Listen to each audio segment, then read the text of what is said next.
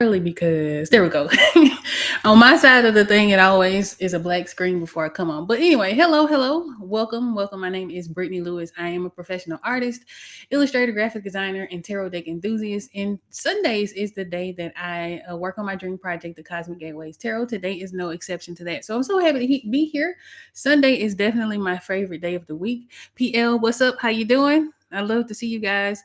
So before we get into it, there are a couple of things that I would kindly ask you to do if you like this live stream by the end of it, or whenever you decide to exit stage left. Please do me a huge favor before you go and hit the thumbs up. That helps me out a whole lot. Another way that you can help support this channel, myself, and this project is to visit my website, blewisarts.com, where you find all kinds of information about the services that I offer, as well as my shop, so that you can pick up your favorite art pieces and get some new artwork in your life and in your home and in your space and all of those good things. All right, so without further ado, let's get into it. So this week we're picking back up on the Three of Wands. I'm a little bit hyped, so I'm going to make myself just a wee bit smaller so that you guys can see that. But we're going to pick right back up with the Three of Wands. I did do a little bit of additional work last Sunday where I worked on the foreground of this particular piece.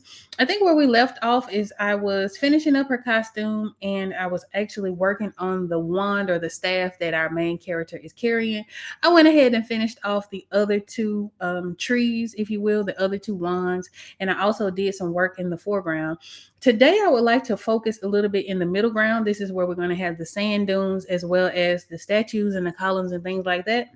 And because the statue is modeled after one that I've already created, I'll show you a little bit about how I take elements of previously created artwork and just infuse it into new pieces or wherever they belong. So we're going to do that. And it dawned on me before we got started that I have not really done an in-depth rundown of what the Cosmic Gateways are, why I decided to take this project on, and what are my hopes and dreams and my goals for it. So we're going to get into that in a little bit. It seems to be auto saving, which is a feature of Clip Studio Paint that I enjoy. Thank you goodness for the auto save, because when it crashes, that helps me out a whole lot. But while it's doing that, I'm going to go ahead and show you really quickly what the Cosmic Gateways Tarot looks like. So the Cosmic Gateways Tarot is a tarot deck project that I began in 2019. I did this project as something that I had been wanting to do for many years. I'm hoping, looks like I'm having some technical difficulties on my end, so hopefully that'll load up here soon. But the Cosmic Gateways Tarot is pretty much a tarot deck consisting of 78 cards, as well as a guidebook and the optional companion book that'll come along with it. Is it not coming up? Okay, maybe we'll show it a little. There it is. Okay. Let me start that over.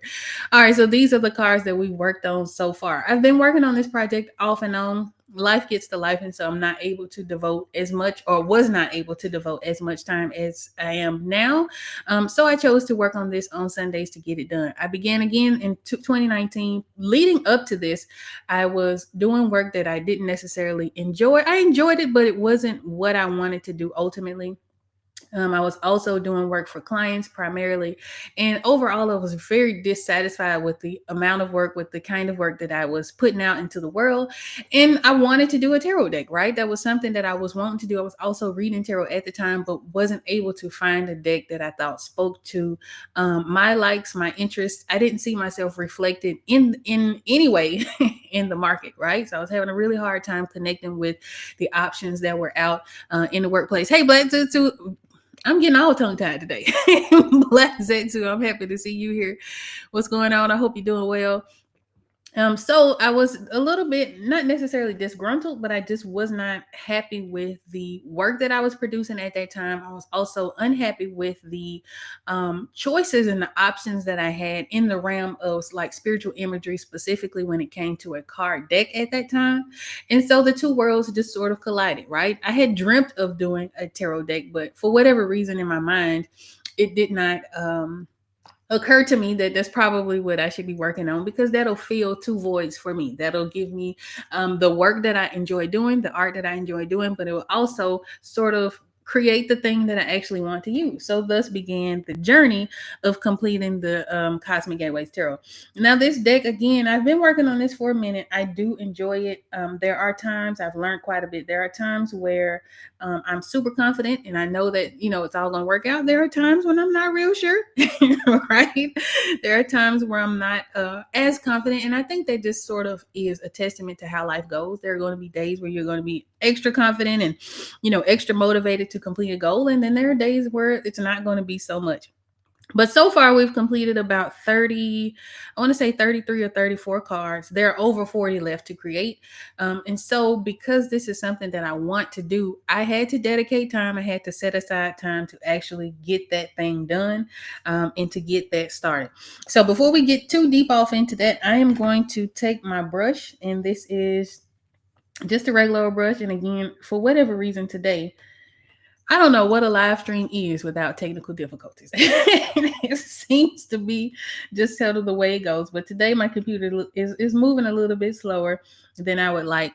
But what I'm going to do is shut some things down, make sure I don't have anything extra open so that we can have a smooth drawing or painting experience. Now, before we get into actually what I'm doing, I am working in Clip Studio Paint. Clip Studio is my program of choice. You'll hear me say this every Sunday, just in case there are some of you out here who are interested in learning digital artwork. There are lots and lots of options when it comes to what to draw in, what to paint in, what to paint on. I'm working in Clip Studio and I'm working on a pen display tablet, specifically a Huion tablet. And that's about it. Other than that, of course, you'll need to know how to draw and all of those good things like that. But the programming is Clip Studio and my tablet is a Huion. All right, so thus began the journey of working on the Cosmic Gateway Tarot. And it happened at a pretty good time when I started working on this because at the time, of course, the world was shut down. I didn't have as many clients at that time, so I was able to devote quite a bit of time in fleshing out this dream. And over the years, I've learned quite a lot, right? So this is probably one of the, as no probably to it, this is by far one of the largest projects that I've undertaken, right? And so with that, because I've self-published some work. I've published a book smack in the middle of working on this deck called What the Bleep Are Shadows, and that can be found on my website as an ebook. But I've published work, I've worked with authors, I've done sort of aspects of a publishing project, but I've never done it for myself, right? And so, in the process of learning, or not necessarily learning, but in the process of creating the Cosmic Gateways Tarot, I've definitely learned a lot. I've learned a lot.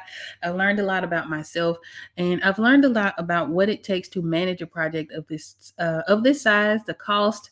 I've learned a lot about being confident in something when people don't necessarily see the journey or see the same vision that you have. I've learned quite a few things. But the Cosmic Gateways Tarot itself, I would say, is probably a self-portrait of all of my spiritual experiences up to whatever card I'm working on, right? A lot of it is very self-reflective. And because of that, I'm grateful to have this experience because I'm able to sort of confront things and fears and all of the things that may have been holding me back in the past. All of that's coming up as a byproduct of working on this deck, which is a trip because when you're going into doing something like that, that doesn't necessarily cross your mind, right? I'm not going into this thinking that I'm going to learn all about myself and my deepest fears and my deepest desires. But that was what has happened as a matter of course of working on this particular project.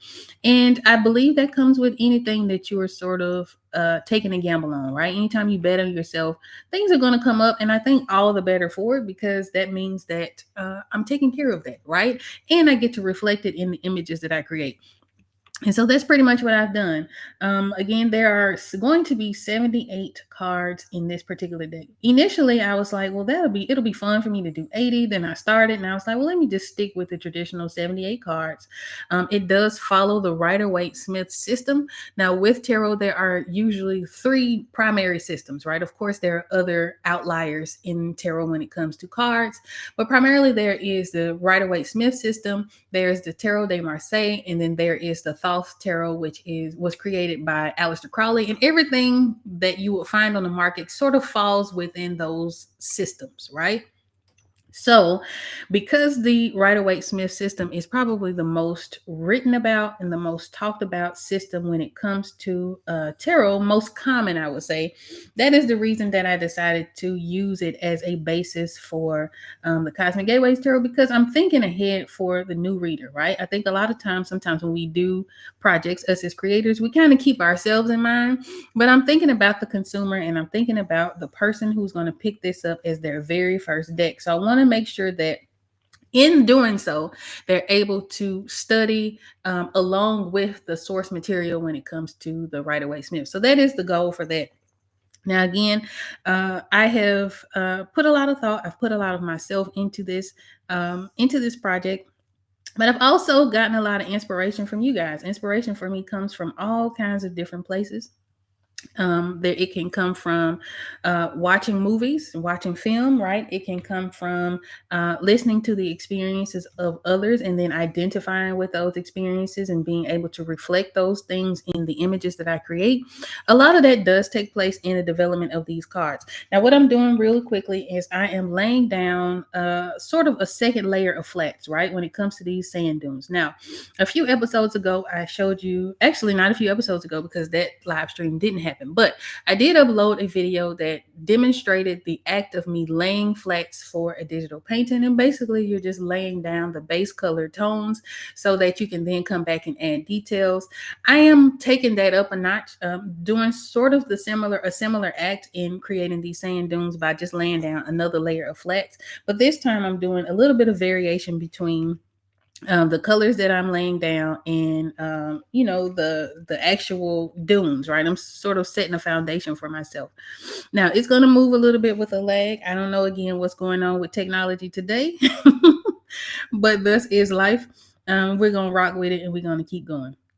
So yeah, I created this again from sort of using myself as a template and using the Rider Waite Smith deck as a template. And then when I go into creating cards, I try to give them a realistic sort of scenario, right? So if, for instance, we have a card that deals a lot with planning and discovery, which is what we worked on with the Two of Wands, which is the last card that we worked on, then my job is to then say, okay, the Two of Wands means planning and discovery. What does that look like in real life? How can I articulate that in a way that reads well for the reader? And then I try to translate those ideas into an image, right?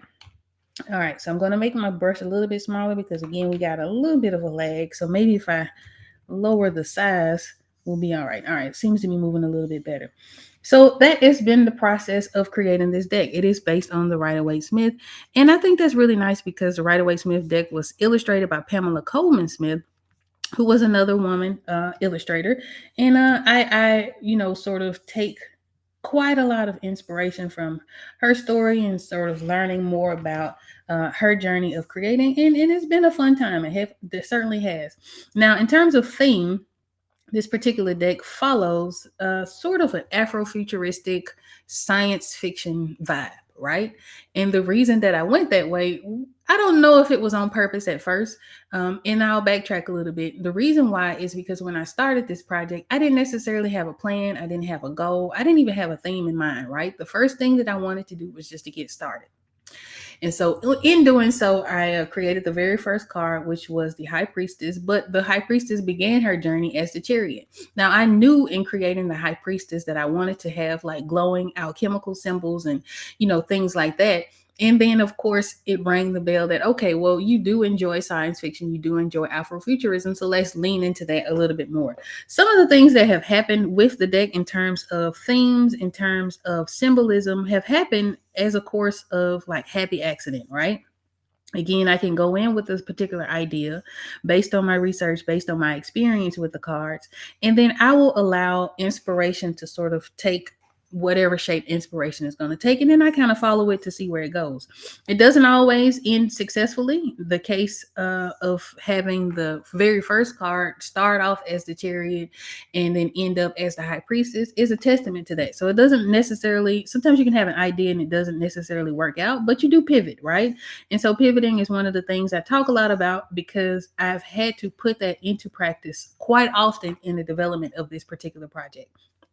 I pivot a lot, right? Even in creating this particular card, you guys have walked or watched me walk through the process of thumbnailing where we were brainstorming, or I showed how I brainstorm ideas and how I initially wanted this to be sort of course, set in the desert. That stayed the same, but I wanted there to be a portal in the background, and that sort of shifted, or really had the decision hasn't been made yet, but we had to shift a little bit so that this makes sense to the scene, right? So when we were creating something that doesn't necessarily exist, this is a fantasy piece, it still has to make sense. It still has to make sense to the brain.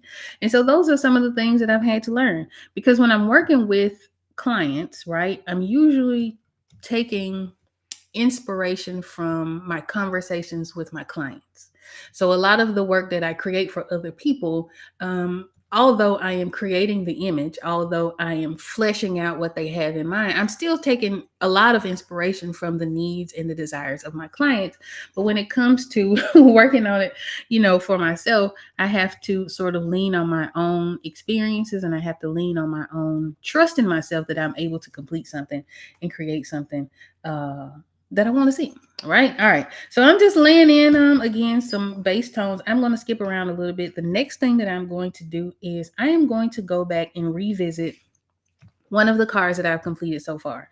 And the reason that I'm going to do that is because I want to go ahead and lay in the statue details, but I don't necessarily want to draw it from scratch. So what I'm going to do, and I have this file already open, and as soon as I get what I need to get from it, we're going to close it out, because I think that might be why the computer is moving a little bit slow. But I have here the Knight of Wands illustration. And what I need from the Knight of Wands illustration is the statue, right?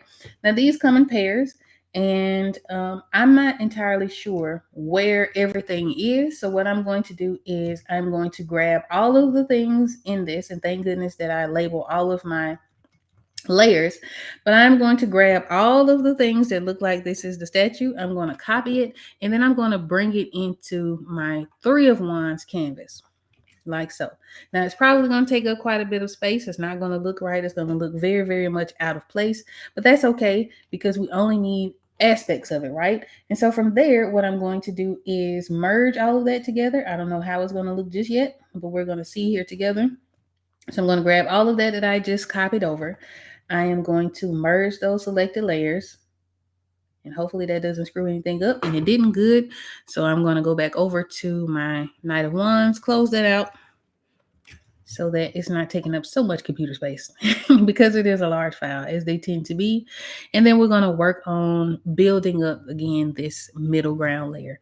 So the inspiration, and we don't want to save, the inspiration for this particular piece was something sort of like the oracles in the Never Ending Story.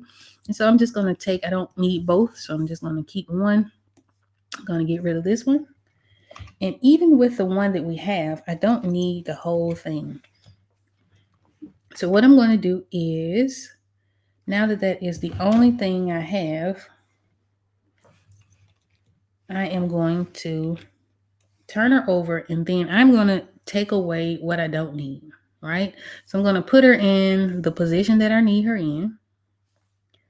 I am going to move her above.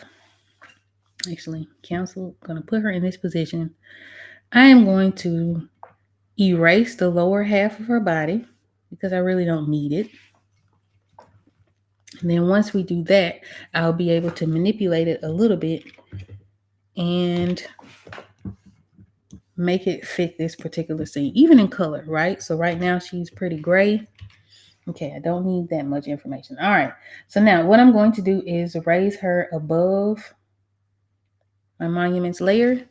I'm going to increase the size of her so that she fits, again, the scene. We want to sort of emphasize the enormity of her. And then what I'm going to do is make her look as though she is a part of this sand dune, right? And look as though she has sort of deteriorated along the way. And then we'll go from there. All right, that's close enough. So I'm going to hit OK on that. And then we're going to add a little razzle dazzle. So what I'll do from here is I will lower her opacity, and then we're just going to sort of chip away at what we don't need. And if we need her to be bigger, we'll have her a little bit bigger. But for the time being, I do know that I don't want to keep the disc. So let me actually raise that back up. And we're going to get rid of this information because we don't need it. And we're going to get as close as possible. We don't have to be exact because, again, a lot of this is going to show up buried under the sand. So we're not going to see some of it. But we can go ahead and get rid of what we can get rid of. And this sort of kind of cuts down the workload that I have, right? So I don't want to have to redraw this entire piece. But I do like that I have her here because it is a nod to other cards, right? And because we've also likened this card to our Knight of Wands, this will be a nice little Easter egg that we can have along the way. And I'm going to make her just a little bit bigger because I want this to feel enormous, right? I want this to feel enormous, but I also want it to feel as though it's in the distance. So with that, we'll adjust her colors and we'll sort of bury her in the sand and go through that whole thing. But for the time being, I'm going to adjust her size. And then what I'm going to do from here is I'm going to add a clipping mask. And in this mask, I'll be able to sort of take away parts of it without erasing. So if I take away some and I decide that I don't like how that looks, right? I can then take the clipping mask and draw back over it and we'll get it back right. But welcome everyone, whether you're watching this live or the replay. I really appreciate you being here. We are having some, technical difficulties as it tends to be, but hopefully it'll clear up soon. It's auto saving now. Good deal. We have a little more RAM on our computer, so we're good to go. All right, so now I'm going to take that layer and I'm going to rename it. Actually, I'm just going to take off copy. And then I'm going to add a clipping mask. And what a clipping mask again does will allow me to mask off part of this illustration by deleting it or erasing it. But if I decide that I want to keep that part, I could just draw back over it and it'll reappear, right? All right, so I know that I have a dune that goes here. So we're going to take all that out. And there are a couple of ways that we can do this. I am choosing to use the eraser tool. You don't have to. You can use a lasso tool to do this. And we're just going to take this out because this part is buried, right? And what's showing up here is our old monument. So I'm just going to get rid of that. All right. And then from here, selecting that mask again, I am going to sort of chip away some of what we have. And I'm going to take my lasso tool like so. I'm going to select the parts that I don't really need, delete that out, and do the same here. So that again, this appears to be sort of lost in time, right? And if we are to follow that sort of line of reason, then this part is the bottom of her isn't going to be necessarily clean, right? So we want to emphasize that this is probably chipped away. I'm going to zoom in here because I'm having a little bit of trouble. There we go. We zoom in. Let's get this in a little bit tighter. All right.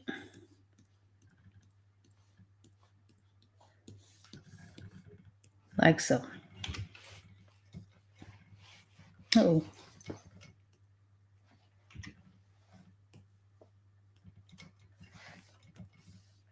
All right. And we're going to do the same thing at the top. We're going to clean her up a little bit because, again, I don't necessarily have to have as much information as I have in my Knight of Wands. So I'm just chipping away, right? Imagine this lasso tool being a chisel. And from this chisel, we're just chipping away. Now, the color for this is wrong right now, but right now that's not necessarily the most important thing. We just kind of want to get the shape right. So I want to get the idea that she's sort of emerging from this space. And again, we have to make it make sense because this is a fantasy piece, right? And we don't want our minds to read this as something is off. All right, now from here, what I'm going to do is I am going to duplicate her. And the reason that I'm going to duplicate this layer is because I would like to change it, but I'm not entirely sure if I'm going to like the changes, right? So what I'll do is with her selected and with her in the background, I need to edit her color, right? So in Clip Studio, that is going to be in tonal correction. I'm going to go to hue and saturation first. From here, I am going to desaturate her a bit because she's sort of in the background a little bit, right? I'm going to lighten her, but I do want to add, and it looks like because she's black and white, it's not going to let me add too many colors. So what I'm going to do before I even get into that is I'm just going to sort of lighten her up a bit, right? Adjust her color because we don't want her too dark. We do want to emphasize the fact that this is in the distance. So we're just going to play with that just a little bit. Now, typically with the hue and saturation, what this will allow me to do is to change the colors, right? So if this weren't black and white, let's say for instance, this was blue, or this was like the brown of our main character's skin tone, it would allow me to add yellow. It'll allow me to add, magenta, greens and things like that. It will allow me to edit the way that her color looks. But for right now, we're going to go there. And then I'm going to take it a step further and I'm going to go into curves. Now, what curves will do will allow me to adjust the highlights and shadows again, because this is something that we want to be in the distance, or at least to read in the distance. We don't necessarily want her to look too detailed. So we will change her up a little bit. And I'm going to see, I typically do a little bit of color correction outside of Clip Studio, but I'm going to see if I'm able to adjust a little bit. And if not, there it is. Okay, it is working. Okay, good. All right. So what I'm doing is I am going to warm her up a bit because the scene is relatively warm.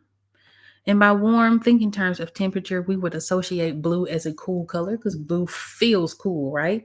Our warm oranges and our reds can sometimes be a lot warmer because we associate that with a little bit of heat. And of course, there's a lot more not technical difficulties. There's a deeper technical explanation for that, but that's the gist of it, right?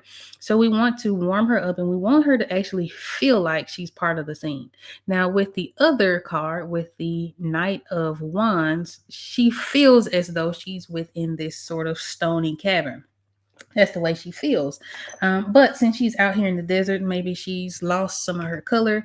And so she feels a little bit different. Now, what I'm going to do from here is I'm going to actually take my brush and I'm going to emphasize just a little bit better this idea that she's buried, right?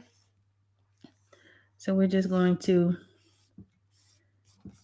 do something like this. Maybe we'll add a little bit of texture, and I'm going to do this as a sand overlay because I can then come back and when I get to my column, it'll be the same sort of thing.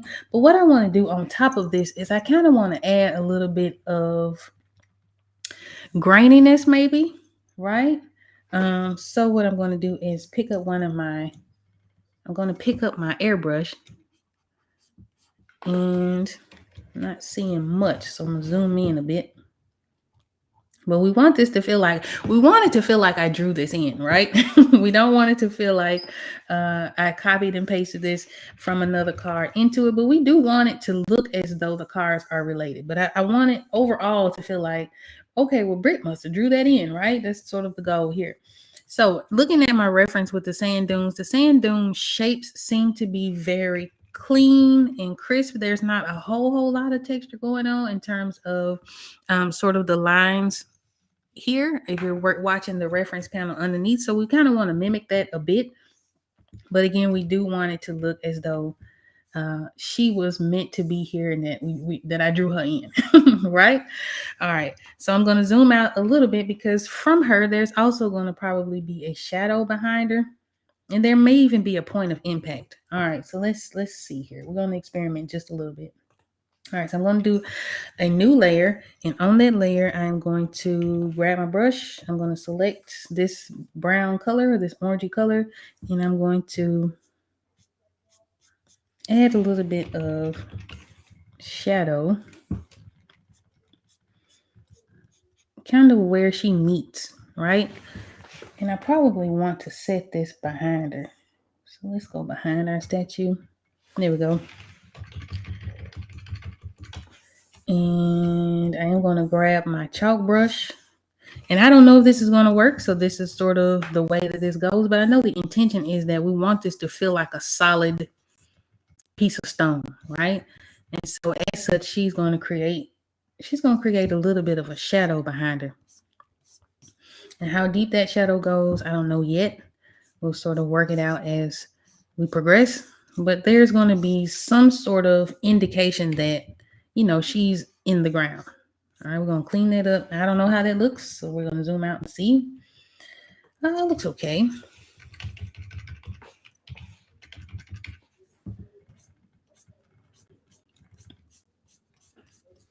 Something like so, right? For now.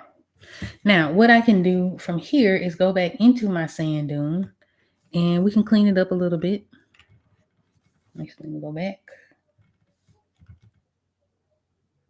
Okay.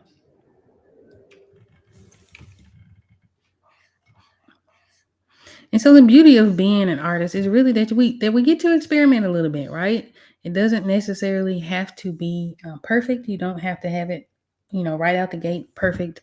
But allowing yourself to experiment to see what works and what doesn't. Now, I didn't know if that was going to work, but that was my idea to do, right? So we're going to try to continue to do that throughout this piece. And that's generally how it goes, right? We sort of make it look easy. We make it look like it was intentional. But it's not always the case. It's not always the case at all. So I'm going to perhaps, what am I doing? Add just a little bit of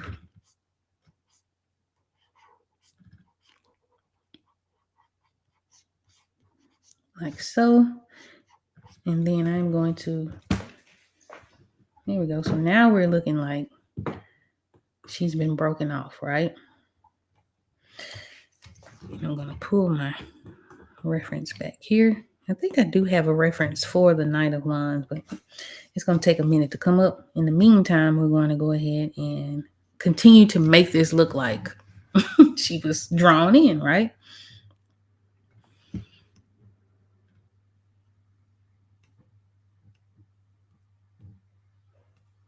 Okay.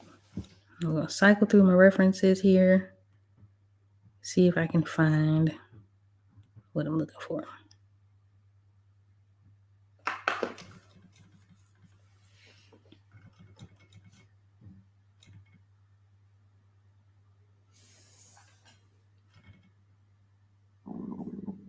Ooh. And again, right now it's sort of deciding whether or not, there it is. Okay, sheesh. All right. All right. So now what I'm going to do is sort of use this as my inspiration to see where a good cutoff point will be. And I'm just going to brighten this up some, right? I'm going to add a little bit of texture. And this is super small. Again, these are going to be cards. So this isn't necessarily this doesn't have to be perfect, right? We just want to have the idea that this was broken off a while back. We're going to see what works and what doesn't.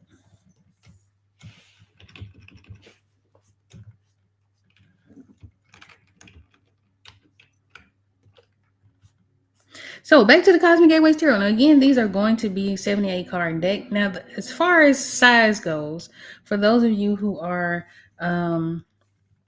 familiar with tarot and are thinking of buying this to use, these cards are going to be slightly bigger than your average tarot deck, right?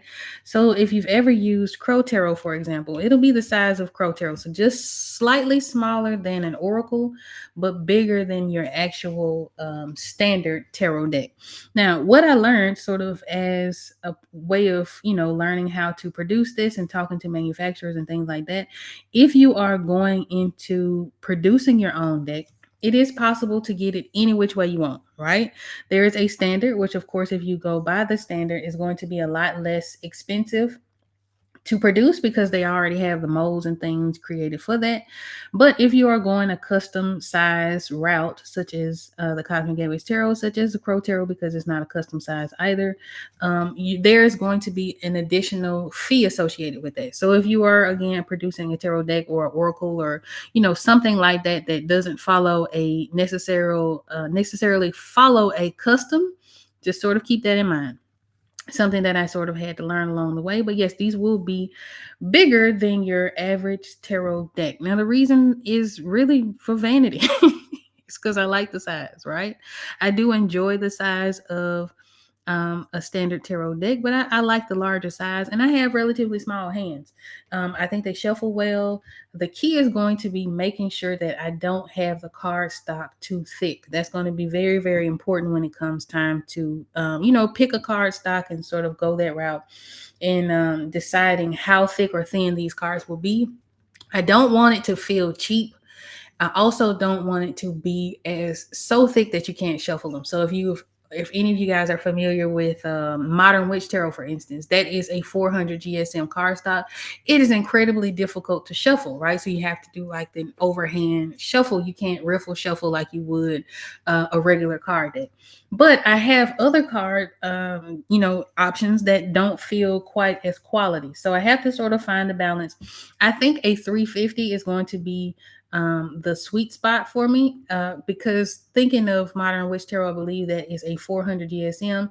I have a few decks that are a 350 GSM. They are still slightly thicker than your average playing card, but they do shuffle really well, right? So I think that that is going to be the thickness of the Cosmic Gateways Tarot. Again, because I'm learning a lot of this, I'm having to learn sort of from trial and error, speaking with other deck creators, paying attention to other campaigns and things like that. And also talking to manufacturers. I've learned quite a lot in the process of creating this deck. So what I'm doing, and we're going to zoom out here because we were working on the statue. This is kind of how she's looking so far, and we're going to go ahead and work on the column. I kind of want to keep the colors about the same, so what I'm going to do is use my brush and my eyedropper tool by selecting the Alt key on I'm using a Mac computer, but I'm using a Windows keyboard, and I am going to actually, you know what, before I even do that, I'm just going to do tonal correction. So I'll show you after it auto saves, because it's been doing that a lot today. But after it auto saves, I'll kind of show you a little bit about changing the color using the Huion saturation. So it did not work earlier with the statue because it was a black and white statue, but it may work a little bit better with our column because it does have a little bit of hue to it. So there we go. This is how hue and saturation works. So I can move this little lever up here back and forth, and it'll sort of change the color of whatever I'm trying to change, right? I can also move the saturation level, which will make it brighter, right? So this demonstrates saturation, or I can make it less saturated, which it'll make it much more gray. I kind of want to find a happy medium, but what I really want to do is tone this down because she bright, right? All right, something like this. And I think we're good there. And then what I'm noticing, just to bounce around a little bit, is that because our branches are a very similar color to our statue, if I were to squint at this, that may cause a problem, right? So I can do one of two things here. I can either lighten or darken my statue, or I can lighten or darken my wands. That's going to be very important. Now, if you are into digital work, if you're into artwork in general, you want to make sure that you have a differentiation between your foreground, your middle ground, and your background. Playing with the colors, how light or dark a thing is, will push or pull elements on your page. And so I think what I'm going to do really quickly before we get back to that column is I'm going to play with that just a bit. I'm going to duplicate this again because I may not like it, right? And so anytime I want to experiment with an element of a picture, I will just duplicate the layer, or I'll create a new layer on top of it. It don't make me no difference so long as I'm not messing up what I've already done. So I'm going to go with the tone curve. This will be curves in Photoshop or any other program. I don't know yet if I want to go darker or lighter. So let's experiment. What I'm going to do is zoom out a bit, all right? And so the element that we're working with is the statue head that's in the sand dune, all right? So if I move this down, typically when you move it up, it's going to get lighter. Down, it's going to be darker. If we move it down and if I squint at it, it's still, I feel like it's too dark. I feel like it's too dark. So we're going to move it up and make it a little bit lighter. But that might be too light. So we kind of have to find a happy medium.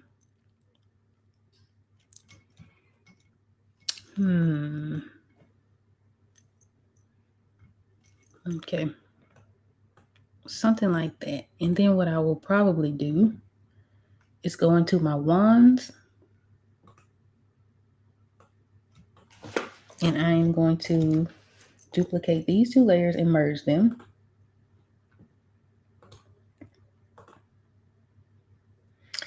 And then what I'm going to do is adjust the color of my wands.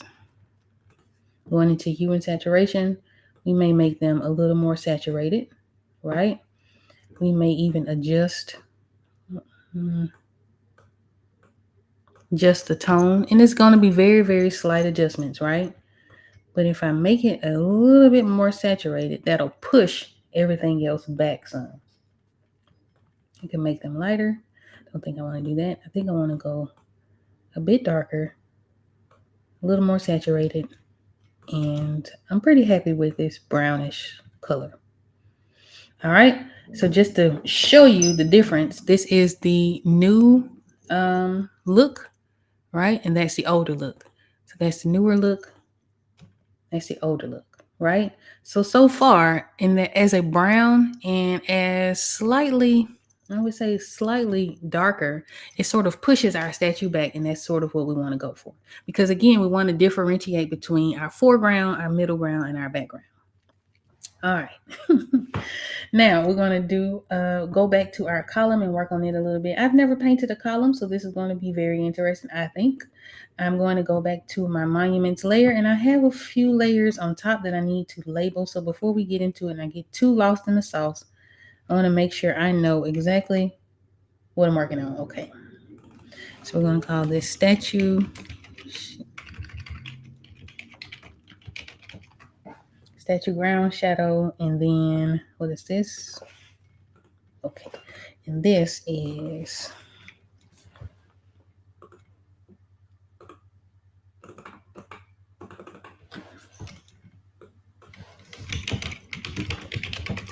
all right. Just labeled that statue stone. I don't know what it means. All right. All right, so now we're back to our column. Now, the references that I have are pretty bright, right? So we're not going to use this necessarily for a color reference, but we are going to use it as a visual reference. So what I'm going to do after we've set up our correct color, right, I'm going to go in with a texture brush. Now, there are a couple of things that I'm noticing about these columns. And again, this doesn't have to be immaculate because this is only one element of the page, and we don't want to over-render certain things that'll draw attention away from the main objective. Okay, so the main objective of this particular picture is to demonstrate that she's making a discovery. So she's coming out of this, whatever landscape she was in, she's coming out of it and she's discovering all of this ahead of her, right? So because of that, we don't necessarily want to give too much attention to one thing over the other, but we do want to make it match the rest of the image, right? So when we're creating compositions, a lot of times, especially starting out, right? And I'm very, very guilty of this. I used to do this a lot. I would render the hell out of something, right? Meaning I would add all the details in the world that I could possibly add. And a lot of times it wasn't necessary, right? Sometimes you can leave things to imagination. And what the brain will do is sort of fill in the blanks. You just want to give enough information in your images that, you can allow your viewers to do that. I don't want to have to hold your hand to say, this is a column. Look how beautiful this column is. I want when you to see it, you say, okay, there's a column. There's some things happening in this particular piece. And that's sort of the goal, right? So we have to keep that in mind as artists as we create, because we want to trust that our viewer, we want to trust in the intellect of our viewers, right? We want to allow, especially in tarot, right? But in art in general, we want to allow the viewer to get what you get from it, right? Because what you may see may be very, very different from what I may see. And I think that's one of the beautiful things about art and creating art and viewing art and enjoying art is that it's very, very subjective. What you see is going to be different from what I see, and so on and so forth. A great example of this is I was having trouble with the Knight of Pentacles, and I was explaining. I was posting about the Knight of Wands, I believe, because in tarot, for whatever reason, I get the Knight of Wands and the Knight of Swords tangled up, right? So the post was something similar to the Knight of being kind of tangled up, and sort of explaining that process and how I decided to make them different, so that, or obviously different, so that if I'm not the only one who gets tangled up with those, the viewer will be able to sort of get what they get from it. I don't know how the conversation got to, but somehow or another, the conversation got to the Knight of Pentacles, and there was a person who was offering a critique of the Knight of Pentacles, very unsolicited, but it is what it is. That's sort of the risk you take in sharing your artwork in the public eye. So you kind of take it with a grain of salt. So she was offering a critique of the Knight of Pentacles, and she was pointing out things within the Knight of Pentacles that were not there for me. Right? So where she was seeing cloth, my intention was to paint a vine, right? So even though I painted it as a vine, that was sort of, I was creating this world where our knight was walking upstairs, and I was doing this atmosphere. And again, environments are just not my strong suit, but I did the best I could do, right? But I was creating vines, and I was creating, different elements in this environment, but her mind was interpreting it as, strips of cloth and, all kinds of different things. And so I think, even though it was a very interesting conversation, I think that what came from that is that the realization that people are going to see different things in your artwork.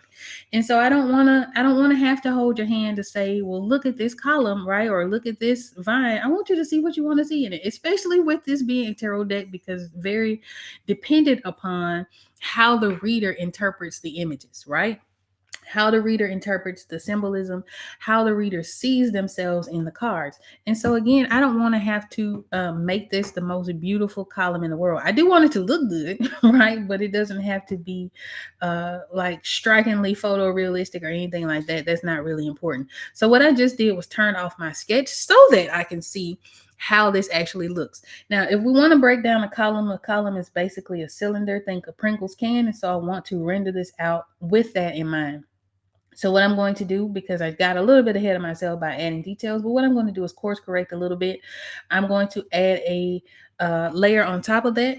I'm going to select this column. And then now what I'm going to do is start to think about it in terms of like this water bottle, right? This is a cylinder. This is our base shape for our column, right? So if we're looking at this and we're studying this particular thing, what you will notice is that where my hand is holding it, there's a shadow. There's a shadow here, and then there's light on this side. Now, what I can add to that is texture to say, okay, this cylinder shape is now a water bottle, or the cylinder shape in our case is now a column. So that's sort of the way we're looking at it.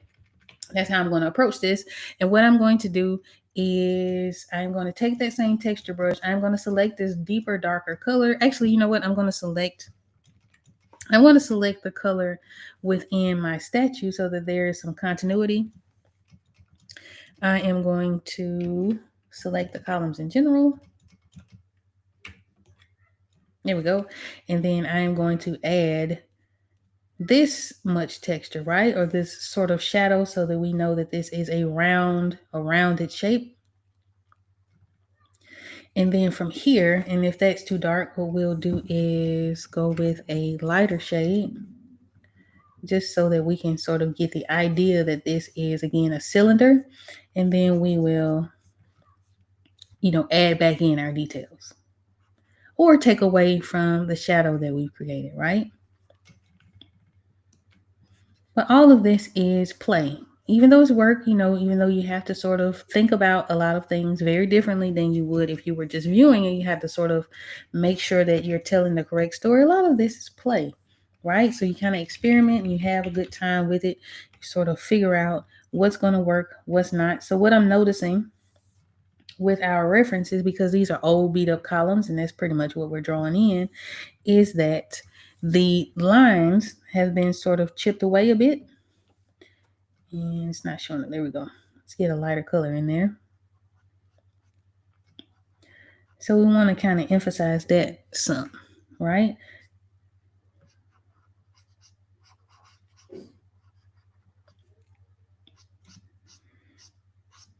And then what I can do is come back in with a darker color.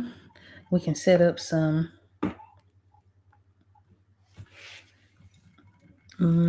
mini shadows. There you go.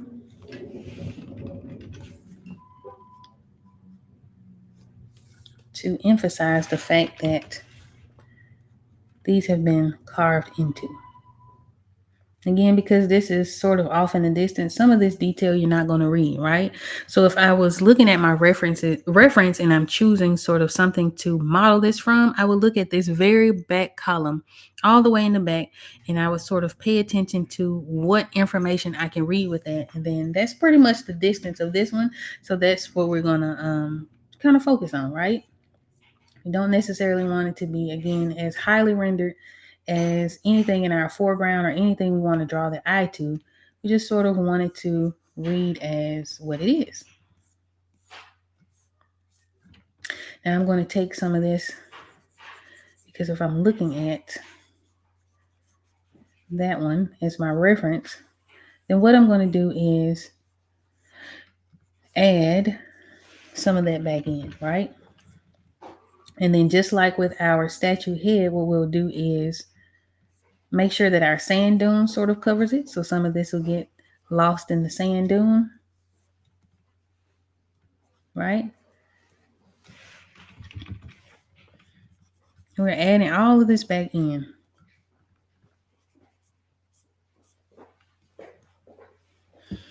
All right. Now, for now, that looks good enough. I'll probably tighten that up so it looks a whole lot better later. But for the time being, what I'm going to do is go back to my layer above my statue where I had the sand overlay. And then I'm going to add that into this area, right?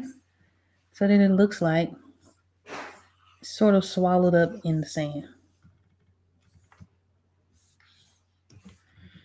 Maybe there's a little bit of shadow being cast by it, like so. But because these sand dunes are relatively smooth, I'm going to take my blender or my smudge brush, and I'm going to smoothen that out. Maybe I may even go back to my regular brush and just kind of play with it a little bit so that it looks like it's a part of the environment, right? So maybe our monument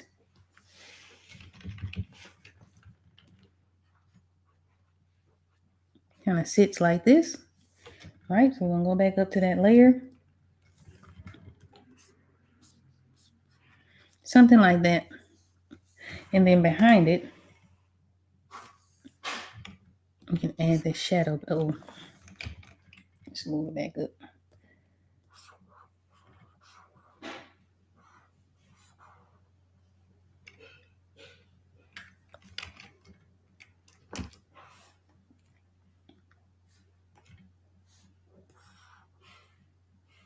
Okay.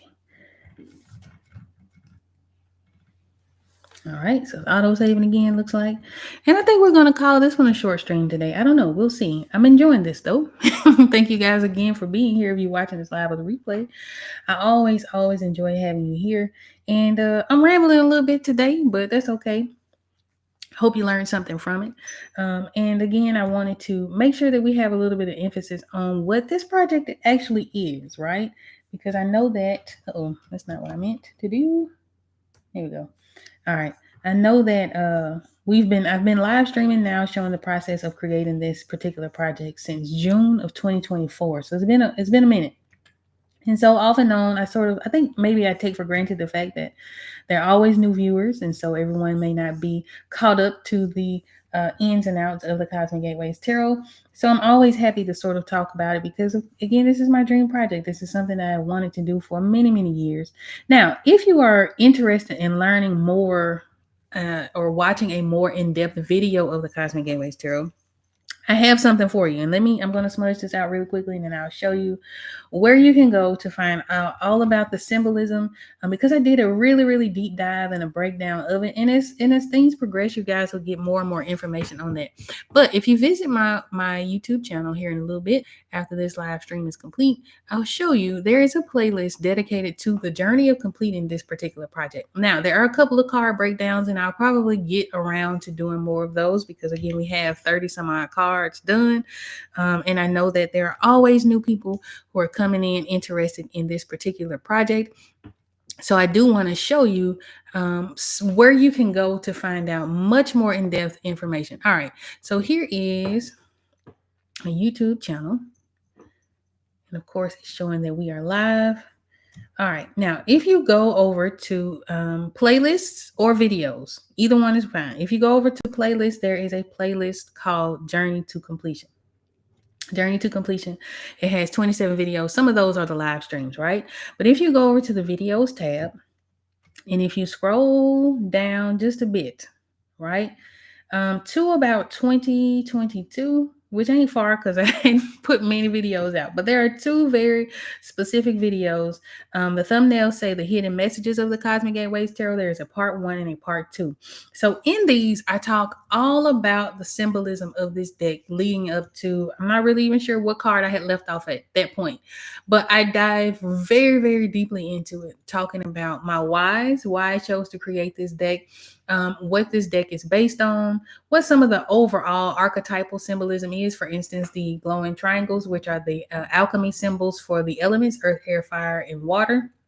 I go into all of that. I go into some of the deities that show up. I go into my inspirations and how I come up with the ideas, and sometimes what happens after the idea has been implemented, right? A great example of this is when I was working on the Page of Cups. Now, with the Page of Cups, I had this idea and it was on my mind heavy to do a little boy discovering a magical lamp in this cave setting. And that was the idea of the Page of Cups, because Page of Cups deal with unexpected sort of circumstances and surprises and things like that. So I thought in my mind that a genie's lamp would be absolutely perfect. And for whatever reason, Aladdin just kept coming up in my mind. It should be like a genie's lamp from Aladdin. It didn't dawn on me until way after the fact, I didn't put it together. Of course, my grandfather's name is Aladdin, which phonetically looks like Aladdin, right? So that card became something that was dedicated to him. So sometimes I can get inspiration and ideas, and I'll have the baseline idea. And then as I'm developing, it is almost as if I can get sort of downloads about the significance of certain things. And I don't know if that's too woo-woo for you guys. You watching me do a tarot deck. So that's sort of the process of it. But if you want to find out more about that, right? If you want to learn much more about the process of coming up with the different designs and all of the magical creatures that show up within this deck, those two videos are the videos that I would absolutely highly recommend.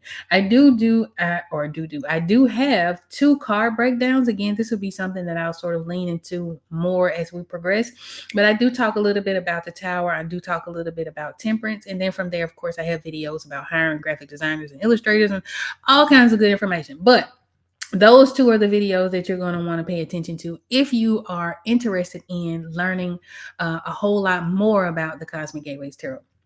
But I've learned a lot along the journey. And I do actually have a couple live streams dedicated to it. So we kind of sift through those.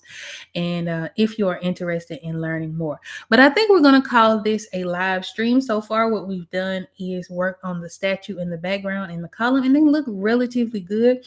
I think what I'm going to work on here in a bit, as soon as I get off live, is lowering the amount of detail in our column. Again, this is supposed to read as if it's something in our distance. And so if we give it too much detail, it sort of disrupts the illusion, right?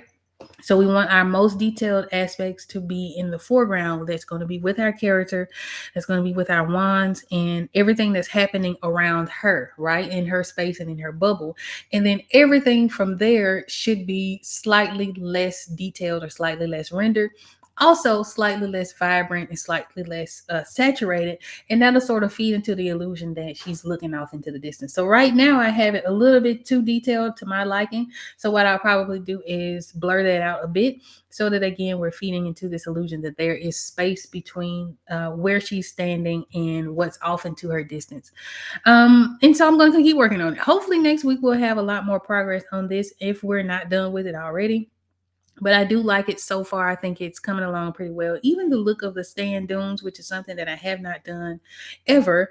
But I think because they're just pretty much basic shapes and waves with color variation, I think they look good so far, right? They're not perfect, but we'll get there in due time. But if you're watching this live or the replay, I really, really appreciate you for being here. And thank you so much for spending your Sunday afternoon with me, whether you were in and out. Be sure to hit the thumbs up for me. That helps me out a whole lot because that lets YouTube know that you like this type of content and that you think other people who are into the same things you're into will also like it. So those likes and thumbs up are really, really helpful.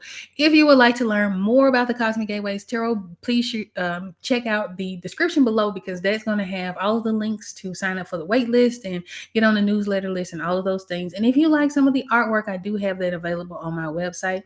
So without further ado, we're going to call it a live stream. So thank you so much again for joining me. And until next week, peace.